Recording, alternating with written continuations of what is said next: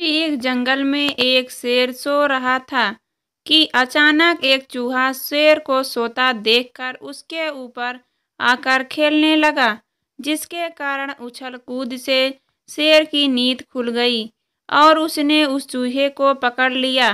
तो चूहा डर के कांपने लगा और शेर से बोला, हे राजन, हमें माफ कर दो। जब कभी आपके ऊपर कोई दुख आएगा तो मैं आपकी सहायता कर दूंगा। तो शेर हंसते हुए बोला, मैं सबसे अधिक शक्तिशाली हूँ, मुझे किसी की सहायता की क्या जरूरत। यह कहते हुए उसने चूहे को छोड़ दिया। चिड़िया का साहस। बच्चों के एक चिड़िया की कहानी है जिसने अपने साहस और बुद्धिमानी से छोटे बड़ों सब जानवरों और पक्षियों को इकट्ठा कर एक भयंकर दुविधा का सामना किया। एक बड़े से घने जंगल में आग लग गई तो सभी जानवर भागने लगे। पूरे जंगल में हड़बड़ी सी मच गई। सब अपनी जान बचा जंगल छोड़ भागने लगे। तभी एक नन्ही सी चिड़िया ने यह सब देखा तो हैरान रह गई कि आग तो कोई बुझा नहीं रहा, बस भाग रहे हैं। वह फौरन पास में नदी पर गई और अपनी छोटी सी चोंच में पानी भर कर लाई और जलती आग पर फेंक दिया। इसी तरह उसने न जाने कितने चक्कर लगाए। बार बार वो जाती, अपनी चोंच को पानी में भरती और आग पर फेंक देती। यह सब कुछ और जानवर भी देख रहे थे।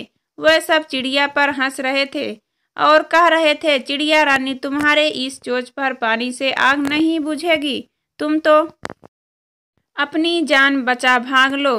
तब चिड़िया ने जवाब दिया, अरे भाग तो मैं भी सकती हूँ, तुम डरपोक जानवरों की तरह, पर मैं तो आग बुझाने की कोशिश करती रहूंगी।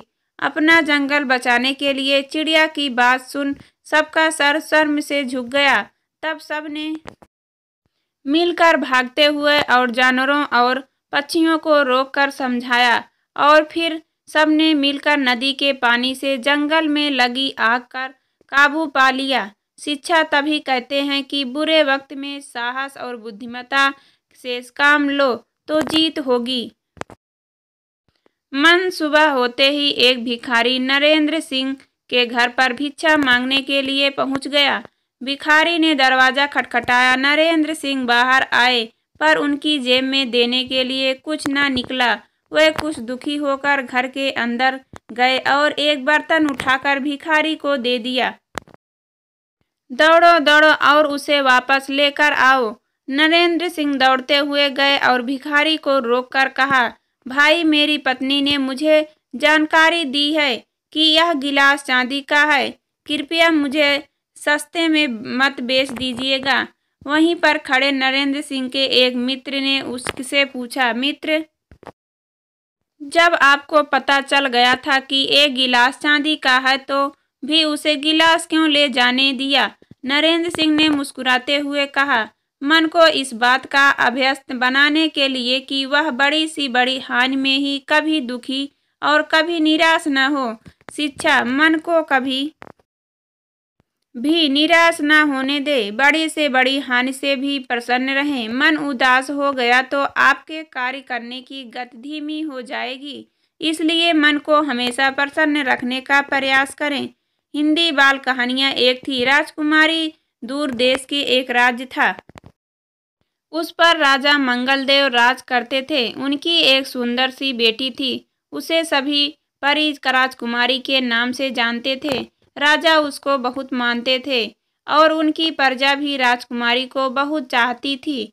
एक दिन परी राजकुमारी महल के छत पर सोई हुई थी। उधर से एक मानवीय दानव आकाश मार्ग से कहीं जा रहा था। उसकी नज़र राजकुमारी पर पड़ी। वह उसकी सुंदरता पर मोहित हो गया और उसने उसे पलंग सहित उठाकर अपने महल ले आया।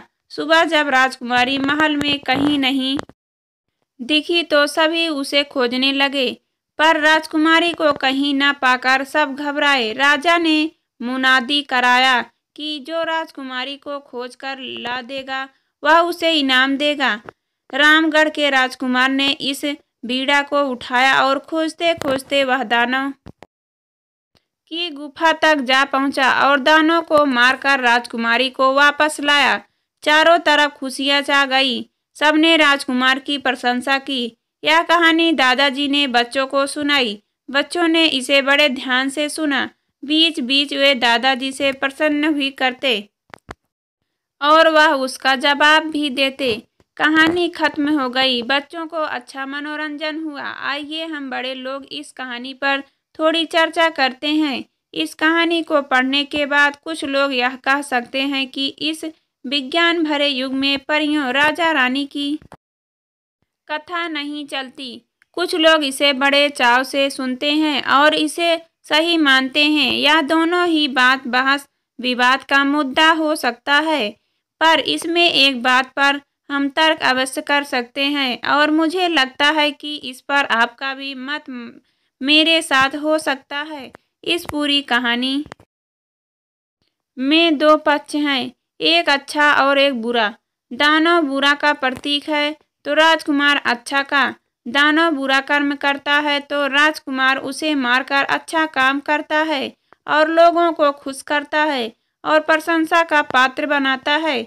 यानी अच्छा काम करना चाहिए।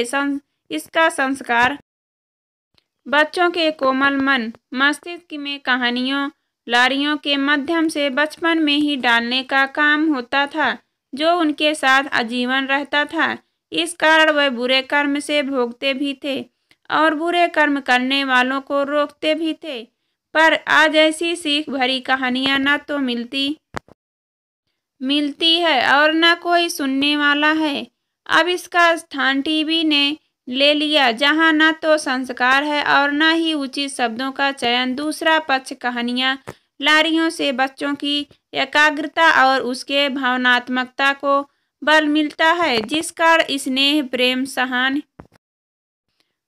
समाज में ज्यादा थी। तीसरा पक्ष हमारे बच्चों के पाठ्यक्रम में महापुरुषों की जीवनियों को हटा दिया गया है। उसके जीवन से बच्चों को प्रेरणा ले पाते। पाठ्यक्रम से हट जाने से वे इससे वंचित हो गए।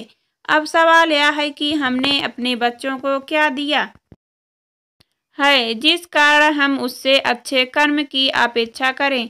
आज समाज में जिस प्रकार की घटना घट रही है उसके लिए हम चाहे लाख कोस कर पर जिम्मेवार तो हम और हमारी शिक्षा है। हमने बच्चों को बचपन को अर्थ के संग्रह से समाप्त कर दिया है। जिस उम्र में उसे संस्कार मिलनी चाहिए उस समय उसे अपने सपनों का संवाहक बनने की प्रेरणा देते हैं। बच्चा न तो स्वयं को रह पाता है और न ही समाज राष्ट्र का। वह एक मशीन है। मशीन से कैसी आशा किसी को फांसी चढ़ाने की नौबत न आए, ऐसी शिक्षा और वातावरण बनने की जरूरत है। इसका अर्थ यह नहीं कि ऐसे लोग नहीं होंगे, पर कम अवश्य हों। बच्चों को कहानियां पिटरा सच्चाई खुशी देती है। विकी बहुत खुश था क्योंकि कल उसके स्कूल में स्वतंत्रता दिवस का समारोह था। स्कूल को अच्छी तरह से रंग बिरंगी झाड़ियों से सजाया जाएगा। प्रधानाचार्य हमारा प्यारा तिरंगा फहराएंगे और फिर रंगारंग एक कार्यक्रम भी होगा। उसी उत्साह से जब वह घर पहुंचा तो उसकी होश उड़ गई।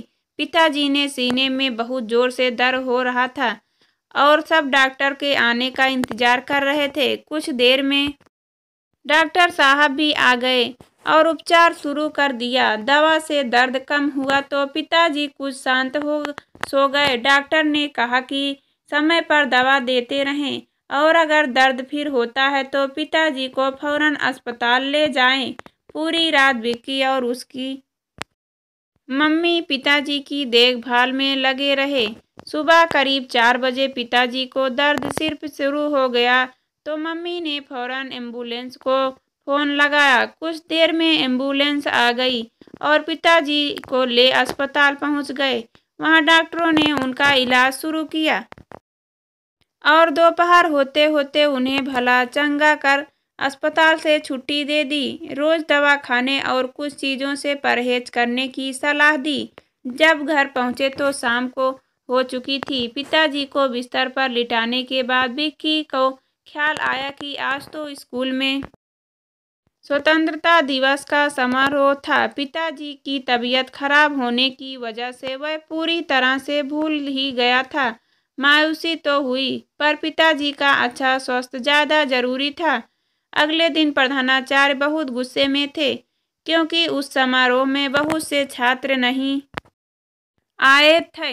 हालांकि उन्होंने एक दिन पहले ही सबको स्वतंत्रता दिवस का महत्व समझाया था और आदेश दिया था कि सब छात्रों को उसमें सम्मिलित होना है।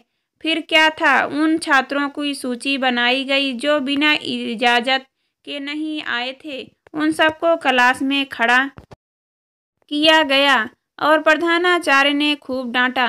बाकी सब बच्चे खामोश बैठे, उन बच्चों को दंड प्राप्त करते देखते रहे। सबको दंड दे जब प्रधानाचार्य जाने को हुए तो विक्की खड़ा हो गया। अब अपनी जगह से उठ वो प्रधानाचार्य के सामने पहुंचा और बोला, सर आप मेरा नाम लेना भूल गए, मैं भी कल अनुपस्थित था। यह सुन प्रधानाचार्य अपना गुस्सा भूल मुस्कुराने लगे। विक्की के कंधे पर हाथ रख बोले, जिस छात्र ने में अपनी गलती मानने की हिम्मत है वह कभी दंड का हकदार नहीं हो सकता। मैं नहीं पूछूंगा कि किस कारण तुम कल अनुपस्थित थे, लेकिन वादा करो कि कभी सच का साथ नहीं छोड़ोगे। और वह उसकी पीठ थपथपाते हुई कक्षा से बाहर चले गए। बच्चों, तुमसे कुछ गलती भी हो जाए तो भी कभी सच्चाई का साथ नहीं छोड़ना। कहानी बच्चों को हिंदी। सच्चा मित्र जीवन और राकेश दोनों एक ही स्कूल में पढ़ते थे और बहुत ही पक्के दोस्त थे। जहाँ भी जाते खूब मस्ती करते और मौज मनाते। एक दिन दोनों घूमते हुए जंगल की तरफ निकल गए। बातें करते हुए उन्हें ध्यान ही नहीं रहा कि रात हो गई। अब दोनों को डर लगने लगा कि कहीं कोई जंगली जानवर उन पर हमला न कर दे। जल्दी से जंगल से बाहर निकलने के लिए वे दौड़ने लगे, लेकिन दौड़ते हुए जीवन की चप्पल टूट गई और उसके पैर में चोट लग गई और खून बहने लगा, जिससे उसे चलने में दिक्कत आने लगी। टूटी चप्पल और चोट के कारण जीवन बहुत धीरे से चल पा रहा था, क्योंकि अगर चप्पल हाथ में ले लेता तो जमीन पर पड़े पत्थर और कांटे उसके पैर को चुभ जाते और दर्द करते। तभी दूर से किसी जानवर के चिघाड़ने की आवाज़ आई और उसे सुन राकेश तेजी से भाग गया, लेकिन जीवन तो धीरे ही चल पा रहा था। सो पीछे रह गया, लेकिन जीवन ने हिम्मत नहीं हारी और धीरे धीरे ही चलते हुए जंगल से सुरक्षित बाहर आ गया। अगले दिन दोनों जब स्कूल में मिले तो राकेश बोला, मैंने तो सबक सीख लिया कि अब कभी जंगल की तरफ नहीं जाऊंगा। तब जीवन ने जवाब में कहा, हाँ मैंने भी एक सबक सीखा कि दोस्त वही जो समय पर काम आए। शिक्षा तुम्हारा सच्चा मित्र वही जो बुरे समय तुम्हारा साथ दे। छोटी बाल कहानी। जानवरों की छोटी कहानियों। भालू और दो दोस्त जंगल के रास्ते से जा रहे थे कि अचानक उन्हें दूर से एक भालू अपने पास आता हुआ दिखा तो दोनों दोस्त डर गए। पहला दोस्त, जो कि दुबला पतला था, वह तुरंत पास के पेड़ पर चढ़ गया, जबकि दूसरा दोस्त जो मोटा था वह पेड़ पर चढ़ नहीं सकता था, तो उसने अपनी बुद्धि से काम लेते हुए वह तुरंत अपनी सांस को रोकते हुए जमीन पर लेट गया। और फिर कुछ देर बाद भालू वहां से गुजरा तो उस मोटे दोस्त को सूंघा, फिर कुछ समय बाद आगे चला गया। इस प्रकार उस मोटे दोस्त की जान बच गई। तो इसके बाद उसका दोस्त उसके पास आकर पूछता है कि वह भालू तुम्हारे कान में क्या कह रहा था। तो उस दोस्त ने बोला कि सच्चा दोस्त वही होता है जो मुसीबत के समय अपनी समय से के काम आए। शिक्षा। सच्चा दोस्त वही होता जो दोस्त अपने दोस्त का साथ मुसीबत के समय अपनी समय के काम आए। शिक्षा। सच्चा दोस्त वही होता है जो दोस्त अपने दोस्त का साथ मुसीबत के वक्त भी ना छोड़े। आशा करते हैं आपको हमारे द्वारा की दी हुई बच्चों की कहानियाँ पसंद आई होगी।